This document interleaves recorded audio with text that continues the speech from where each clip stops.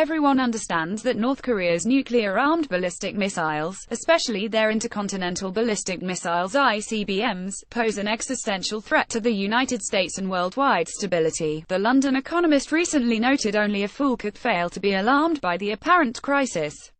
Even China and Russia abandoned their usual efforts to block UN initiatives to rein in Kim Jong-un, joining a 15-0 United Nations Security Council vote to impose major sanctions on North Korea. Clearly, we need effective ballistic missile defense (BMD) systems to counter this threat, and have near-term possibilities that can and should be improved while we consider even more capable future systems.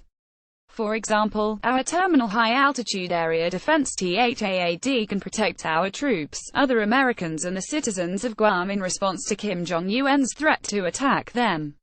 They can and should help defend South Korea as well.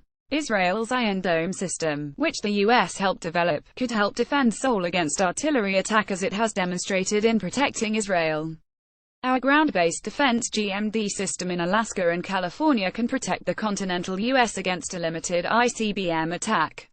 And the Navy's Aegis BMD system provides an integrated defense capability, including against ICBMs.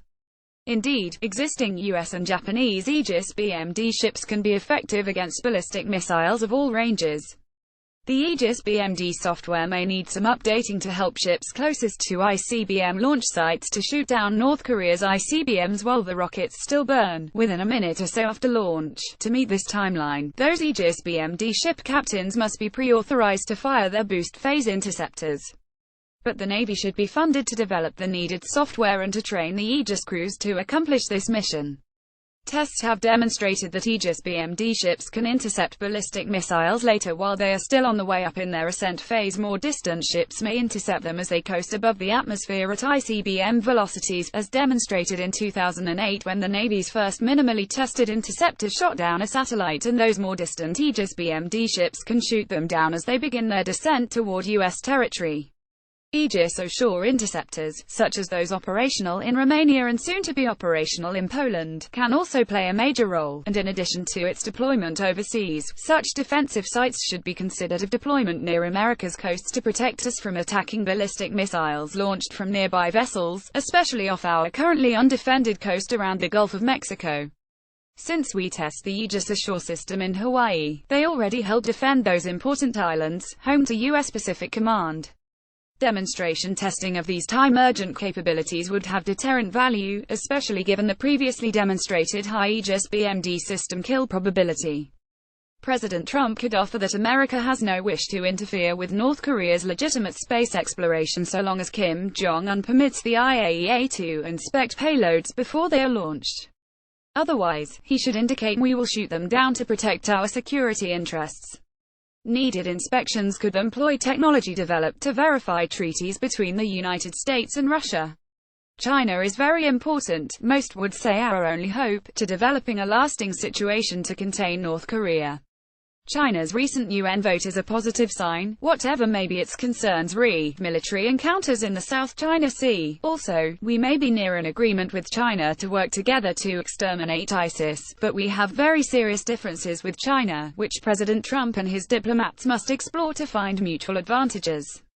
Given the current situation, there should be no compromise in the ongoing negotiations that would undercut our efforts to assure our current and potential BMD system capabilities are effective.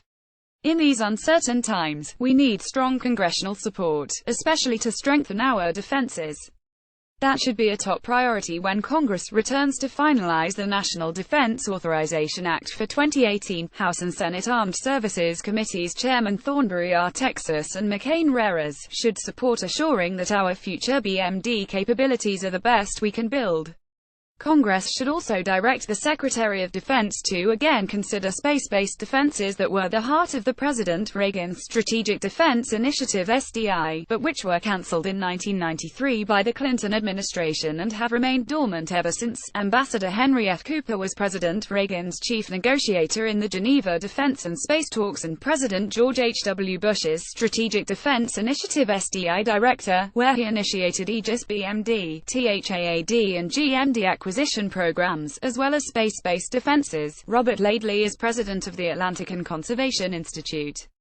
The views expressed by contributors are their own and are not the views of The Hill.